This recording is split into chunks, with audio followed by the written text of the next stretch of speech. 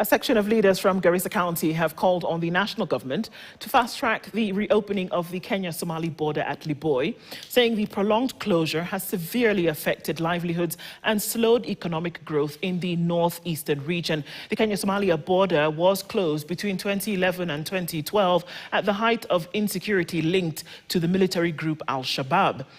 Efforts to reopen the border in 2023 were shelved following a resurgence of attacks, highlighting ongoing security concerns.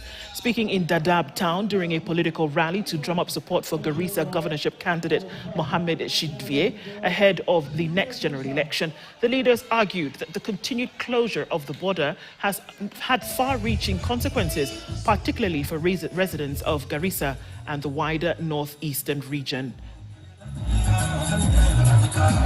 His Excellency atusaidie afungue boda ya Kenya na Somalia.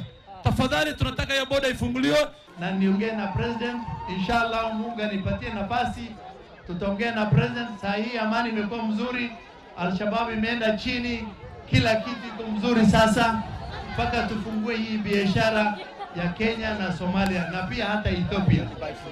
Livestock market.